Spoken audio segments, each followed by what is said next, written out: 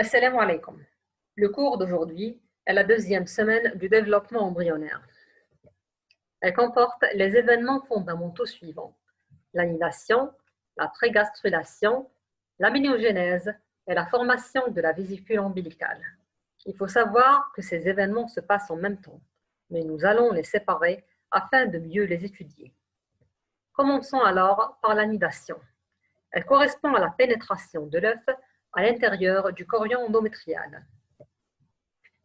À la fin de la première semaine et après éclosion du blastocyste de sa zone pellucide, le blastocyste libre se rapproche de la muqueuse endométriale.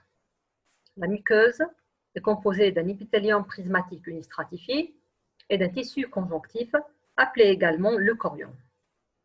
Nous voyons sur la coupe le blastocyste avec la couche de cellules périphériques qui sont les cellules trophoblastiques, le bouton embryonnaire et la cavité du blastocyste appelée aussi blastocèle.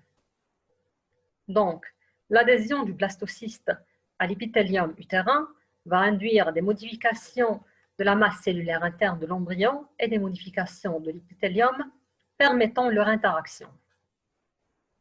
Les cellules trophoblastiques possédant une activité protéolytique vont créer un passage permettant la pénétration de l'œuf. En même temps, à partir du 7e jour, le trophoblaste va se différencier en deux couches cellulaires. Celle qui se trouve en contact avec le bouton embryonnaire est appelée le cytotrophoblaste, celle qui se trouve en dehors est le syncytiotrophoblaste. Nous voyons sur l'image la progression de l'œuf à l'intérieur du chorion. Là, c'est le cytotrophoblaste et là, c'est le syncytiotrophoblaste.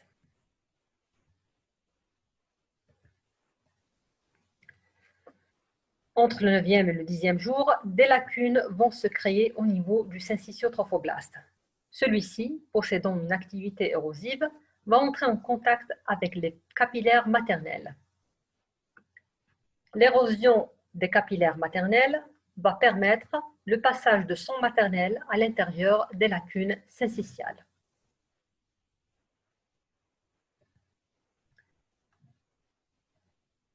Donc, au 14e jour, l'annulation est achevée. Un caillou de fibrine va se constituer au niveau de la brèche qui a permis la pénétration de l'œuf, qui sera remplacé par la suite lors de la régénération de l'épithélium endométrial. Le trophoblaste continuera son évolution pour donner ultérieurement le placenta. Le deuxième phénomène est la prégastrulation.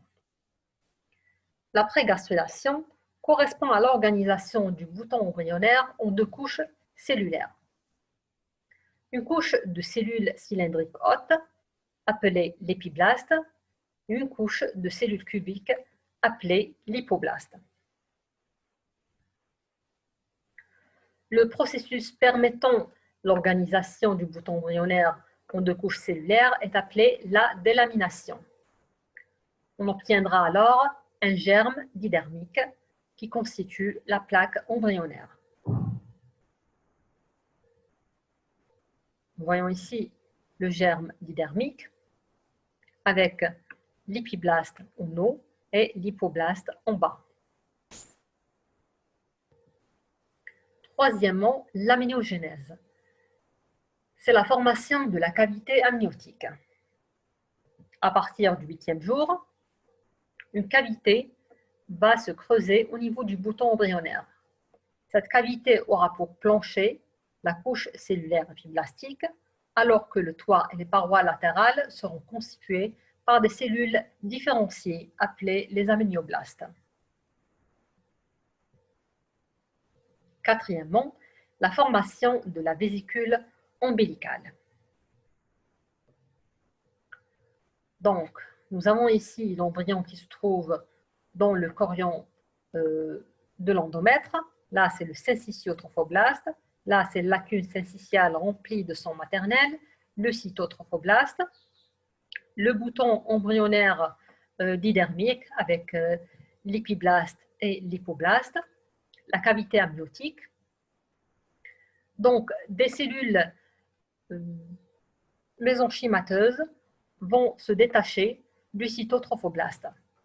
Ce sont des cellules étoilées anastomosées qui vont s'interposer entre le cytotrophoblast et l'embryon.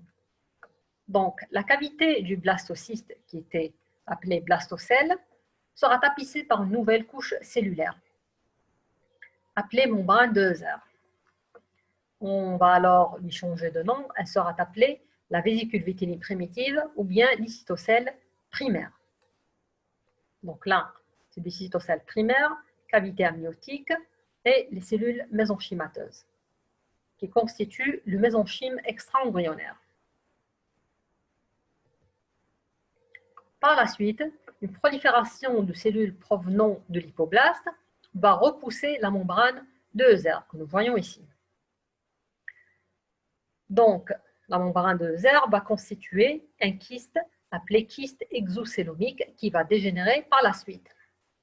Et le lycitocèle primaire, qui sera tapissé par cette nouvelle couche cellulaire provenant de l'hypoblaste, sera renommé lycitocèle secondaire ou bien cavité vitelline secondaire. En même temps, des lacunes vont se créer au niveau du mésenchyme extra-embryonnaire.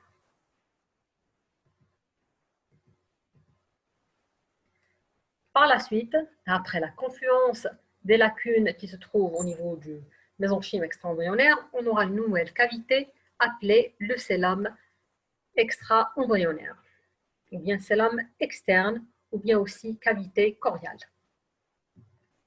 Le mésenchyme extra-embryonnaire aura différentes dénominations par rapport à sa localisation entre le cytotrophoblast et l'embryon.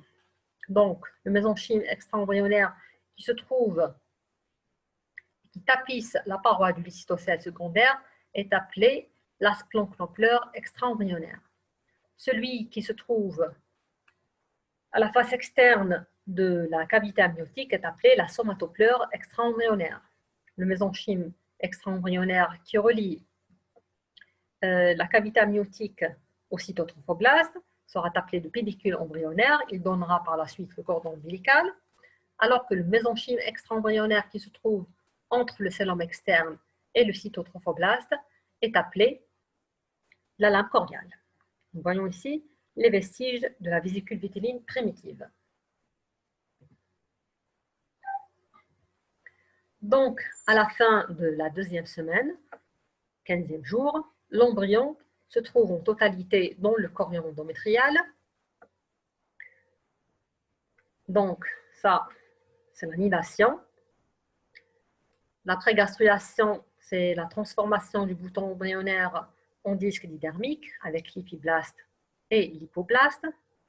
La formation des cavités suivantes, cavité amniotique en long qui a comme plancher l'épiblaste comme paroi latérale et toit les amnioblastes. La cavité du cytocèle secondaire, tapissée par des cellules provenant de l'hypoblaste.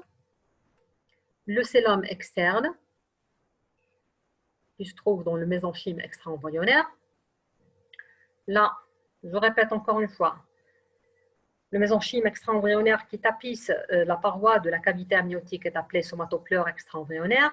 Celui qui tapisse la paroi du lycitocèle secondaire est appelé la splonknopleure extra-embryonnaire. Le mésenchyme qui relie l'embryon au cytotrophoblast est appelé le pédicule embryonnaire, alors que celui qui se trouve entre le cellum externe et le cytotrophoblast est appelé la lame choriale. La lame choriale avec le trophoblast constitue le chorion de l'œuf. En rouge, nous avons le cytotrophoblast. En rose clair ici, c'est le syncytiotrophoblast lacunaire avec érosion des vaisseaux maternels et remplissage de ces lacunes de sang maternel. C'est tout pour la deuxième semaine. Je vous remercie pour votre attention et pour plus de détails, veuillez consulter le support du cours. Merci.